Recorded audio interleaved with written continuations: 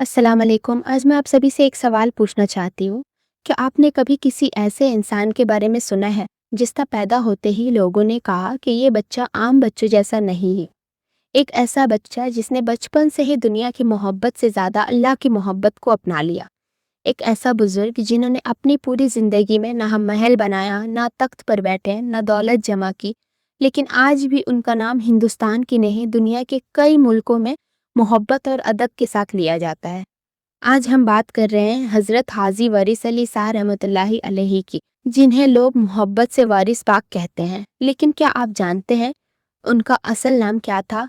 उनका खानदान कहाँ से आया था? क्या वजह थी कि लोग उन्हें बचपन से ही अल्लाह की खास बंदा समझने लगे? और क्या वाकई ही उनकी पैदाइश रमजान शरीफ के मुबारक महीने में हुई थी? आज हम सिर्फ एक बुजुर्ग की जिंदगी नहीं बल्कि एक ऐसी नूरानी सफर की शुरुआत देखने जा रहे हैं जिसने लाखों लोगों की जिंदगी बदल दी। तो मेरी गुजारिश है मेरी वीडियो को आखिरी तक जरूर देखिए, क्योंकि शायद इस बुजुर्ग की कहानी का कोई एक वाकया आपके दिल में भी अल्लाह की मोहब्बत को और ज्यादा मजबूत कर दे। तो आइए वक्त का पहिया लगभग 200 साल पीछे ले चलते हैं और चलते हैं देवा शरीफ, जहाँ से एक रूहानी सितारा तुलू होने वाला था। देवा शरीफ एक छोटा सा कस्बा, आज उत्तर प्रदेश का देवा शरीफ लाखों अकीदतमंदों का मरकज माना जाता है।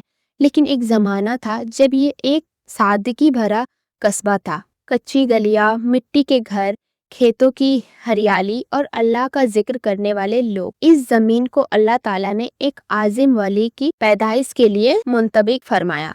लेकिन वारिस पाक की कहानी सिर्फ देवा शरीफ से शुरू नहीं होती। नेसापुर से हिंदुस्तान तक तस्कीरत में बयान मिलता है कि हजरत वारिस अली शाह का खानदान असल में ईरान का मशहूर इल्मो इरफान के मरकज नेसापुर के ताल्लुक रखता था। नेसापुर एक ऐसा सरजमी जहाँ से लोग बुजुर्ग, मुहद्दिस और सूफिया पैदा हुए।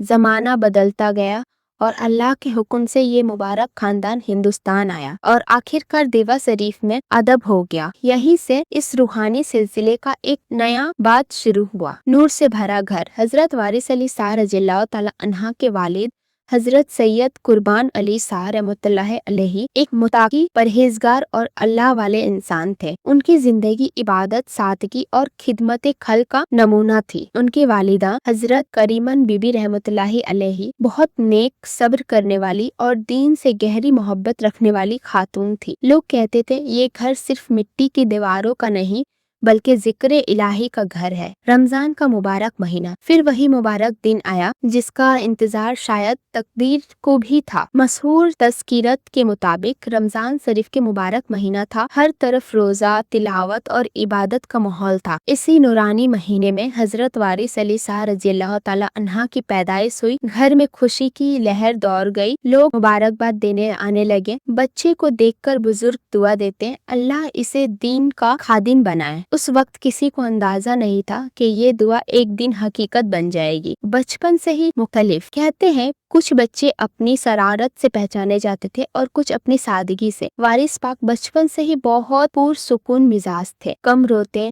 ज्यादा मुस्कुराते, आंखों में अजीब सी संजीदगी नजर आती। घर आने वाले बुजुर्ग उन्हें देखते तो प्यार से उनके सर पर हाथ रखते और कहते इस बच्चे का मुस्तकबिल बहुत रोशन है। सबसे पहला इम्तिहान। लेकिन जिंदगी हमेशा खुशियों का नाम नहीं होती। कभी कभी अल्लाह जिन लोगों से ज्यादा मोहब्बत करते हैं उन्हें बचपन से ही आजमाते हैं। मशहूर तस्कीरत के मुताबिक हजरत वारिस अली शाह रज़ियल्लाहु तआला अन्हा अभी बहुत छोटे ही थे कि पहले वालिद का साया उठ गया और कुछ ही अरसे बाद वालिदा भी इस दुनिया से रुखसत हो गई। सोचिए एक नन्हा सा बच्चा जिसे अभी माँ की गोद की जरूरत थी, बाप की उंगली पकड़कर चलना था, उसके सर से दोनों का साया उठ गया। ये उनकी जिंदगी का पहला बड़ा इम्तिहान था।